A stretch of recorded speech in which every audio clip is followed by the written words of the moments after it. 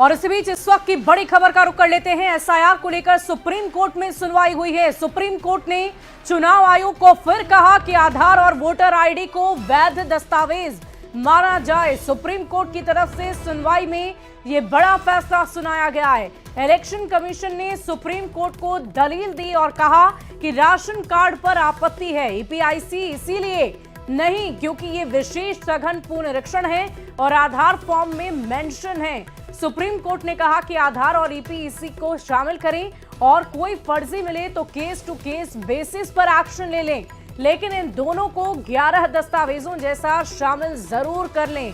मामले पर कल फिर से सुनवाई होनी है और कल सभी पक्ष अपनी अपनी दलील रखेंगे।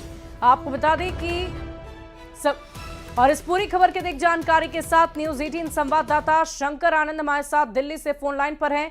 शंकर, क्या जानकारी है? देखिए, आज सुप्रीम कोर्ट में काफी महत्वपूर्ण आज सुनवाई हुई है, लेकिन कल की अगर बात करें तो तमाम दलीलों को अलग अलग जो याचिकाकर्ता है, इन तमाम याचिकाकर्ता अपने अपने जो ये कहा जा सकता है कि किनको कितना वक्त देना होगा इस मामले में सुनवाई के लिए, तो कल जो है उनको टाइम तय होगा। इसके साथ ही अगली सुनवाई की वक्त मुकर्रर होगा।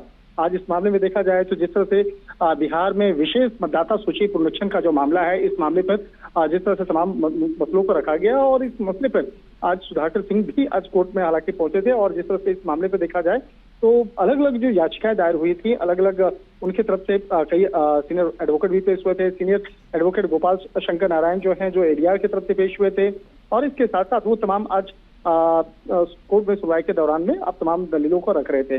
तो कल का जो वक्त होगा कल भी महत्वपूर्ण होगा। हालांकि इलेक्शन कमीशन के तरफ से जो सीनियर एडवोकेट हैं राकेश द्विवेदी, उन्होंने तमाम अपने दलीलों को रखा और उन्होंने कहा कि राशन कार्ड में बड़े पैमाने पे गड़बड़ियां हैं, इसलिए हम उसे स्वीकार नहीं कर सकते हैं।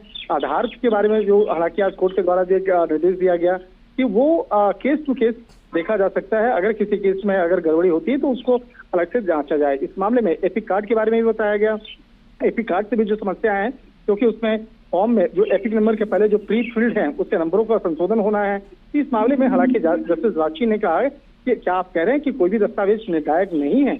इस तरह के जो सवाल जवाब आज किए गए हैं, तो एक तरह से कहा जा सकता है कि आज काफी विस्तार से सुनवाई हुई है, लेकिन कल की जो सुनवाई है वो भी कई मायने में बेहद महत्वपूर्ण होने वाली है। जी चले, बहुत बहुत शुक्रिया शंकर हमारे साथ जुड़ने के लिए, तमाम जानकारी के लिए।